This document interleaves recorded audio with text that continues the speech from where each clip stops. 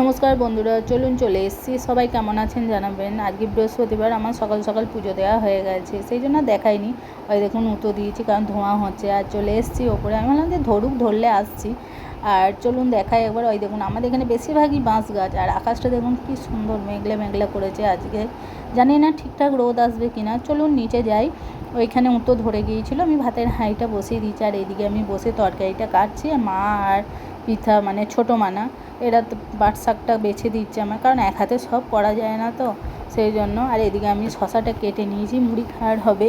আর মুড়ি খাওয়ার আলু চচ্চড়ি হবে। আর চলুন এবার দেখাই যে মাছ এসছে, অনেকক্ষণ ধরে শুনতে পাচ্ছি। বড় মেয়েটা মাছ বললাম যা একবার দেখে নিয়ে আয়। ওই দেখুন এসছে এখানে মাছগুলো ঠিকই আছে, খুব বড়ও না খুব ছোটোও নয়। বাবার পক্ষে ভালো, কারণ বাবা খুব একটা শরীরটা ভালো নয় তো, সেই জন্য। আর আমি ঠিক মাছের দর করতে পারি না, সেই জন্য আমার মুখটা দেখলেন। আর চলুন এখানে পিঠা মাছ নেবে, কিরম ধরবে দেখুন। ওই দেখুন পিঠা মাছেতে খুব কিন্তু মাছ ধুতেও খুব ভালোবাসে। আর এই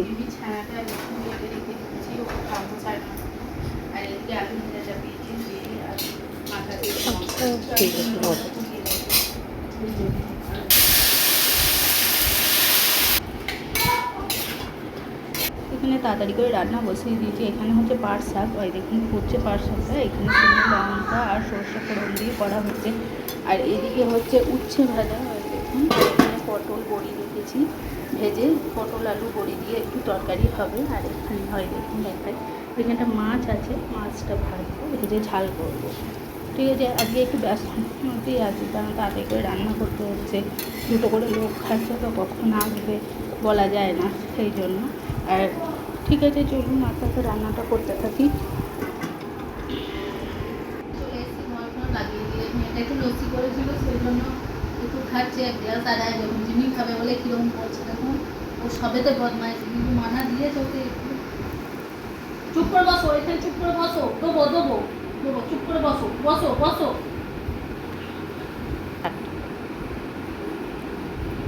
ভালোই হয়েছে, একটুখানি ভালো হলে ভালো হতো। ঠিক আছে, ঠিকঠাকই করেছে। লস্যি খেয়ে চলে এসেছি। সেই যে বড় মেয়ে আর আমি ভাত বেড়ে নিয়েছি, কারণ ভাত বেড়েছি, বড় মেয়ে এনে দিয়েছে সব। আর এদিকে আপনাদের দাদা খেতে বসে পড়েছে, মানা পিঠা। আর এদিকে আমি বসেছি। চলুন কি রান্না করছি আজকে দেখিয়ে দিই। উচ্ছে ভাজা করেছিলাম, আর পাট শাক, মাছের ঝাল, আর পটল আলু বড়ি দিয়ে তরকারি করেছিলাম। আর টক দই তো আছি, এখন গ্রীষ্মকালে টক দইটা সব সময় থাকবে। চলুন খেয়ে দিয়ে নিই। চলুন দুপুরবেলা একটু শুয়েছিলাম, শোয়ার পর কাপড় তুলে নিয়ে গেলাম। আর খানি করা আছে, তুলে নেবো। এই দেখুন যিনি ঘুরে বেড়াচ্ছে, আর আমার বাসন সব সেগুলো তুলতে হবে। আর মিনিটটাও চালাতে হবে, কারণ জল না থাকলে আস্তে আস্তে সব একটা কাজগুলো করি। এখন তো কাজ সবসময় থাকছে না, সেই জন্য। ঠিক আছে, আস্তে আস্তে আমি কাজগুলো করে নিয়ে আবার আসতেছি।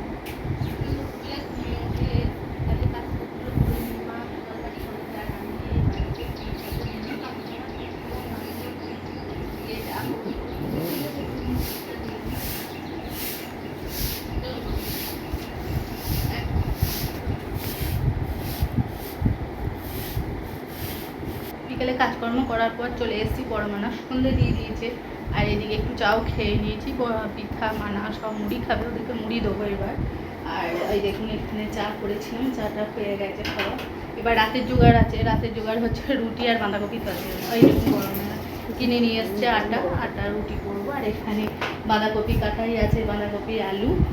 আমাদের একটা কথা বলি, আমাদের রান্নাঘরে লাইটে খুব একটা জোর নেই তো। আর এখন নতুন ভিডিও করছি, এখন করা সম্ভব নয়, পরে চেষ্টা করব। আর ভিডিওটা ভালো লাগলে একটা লাইক, কমেন্ট আর শেয়ার করবো।